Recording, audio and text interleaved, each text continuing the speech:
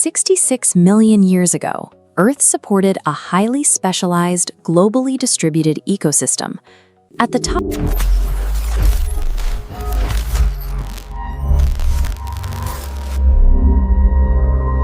top of this complex biological machine sat massive, highly efficient apex predators. When we examine the fossil record, mass extinctions usually look like a slow bleed. A climate shifts, a species struggles to adapt, and over millions of years they quietly disappear. The late Cretaceous extinction operated on a completely different schedule. A massive rock, 10 kilometers wide, slammed into the upper atmosphere at roughly 45,000 miles per hour. The ensuing extinction was a precise, mechanical sequence of distinct physical catastrophes, unfolding across the planet minute by minute. At T-0, the rock made contact with the shallow waters of what is now the Yucatan Peninsula. In a fraction of a second, thousands of square miles of solid limestone bedrock and ocean water simply ceased to exist as physical matter. The sheer kinetic force instantly converted the Earth itself into a superheated gas. This animated diagram compares the total explosive yield of the entire modern nuclear arsenal to the Chicxulub impact. The energy released at the Yucatan strike is millions of times larger than every human-made weapon combined. 15 minutes after impact, the force of the collision pushed a massive plume of that vaporized Earth straight up, propelling it completely out of the atmosphere and into the vacuum of space. Once in space, the superheated gas rapidly cooled. It condensed into trillions of tiny, solid glass beads, called spherules, and Earth's gravity immediately began pulling them back down. As those trillions of glass beads slammed back into the atmosphere all at once, they generated immense friction. This created a thermal pulse, rapidly superheated the global air supply. The temperature of the sky spiked so high that it acted like an industrial oven broiler. Within minutes of the spherules re-entering, the immense radiant heat spontaneously ignited wildfires across the globe. Distance from the Yucatan Peninsula offered no protection.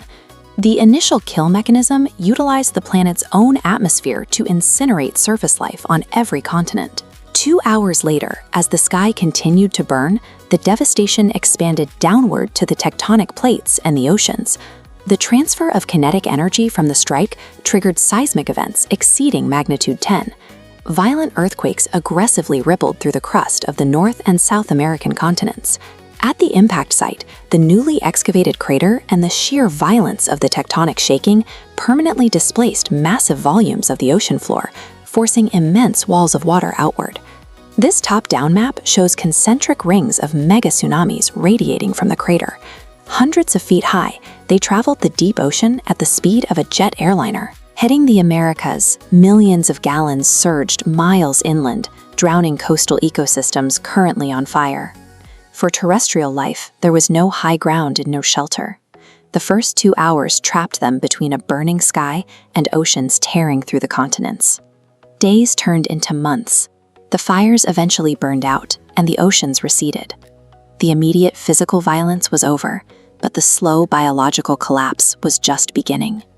The Yucatan rock was heavily concentrated with sulfur. When it vaporized, it mixed with the immense volume of soot from the global wildfires, forming a dense layer of sulfate aerosols high in the stratosphere. That toxic shroud physically blocked incoming solar radiation. The planet was plunged into darkness, and global temperatures dropped into a sudden deep freeze. This biological pyramid maps the late Cretaceous food web. Because of the darkness, plants and phytoplankton at the bottom couldn't photosynthesize and rapidly died off. Without foundational plant life, massive herbivores perished. Consequently, giant apex carnivores had nothing left to hunt. The large animals that survived the blast, the fires, and the tsunamis were erased by starvation. The long dark completed the ecological purge. The only biological designs capable of enduring this environment were small, lived underground, or relied on scavenging dead matter, which is exactly how our early mammalian ancestors were operating. 66 million years of biological dominance was systematically dismantled by fire, water, and starvation. That brutal clearing of the ecological board created the absolute vacuum required for mammals to thrive. the mechanical physics of that specific afternoon directly paved the way for human evolution.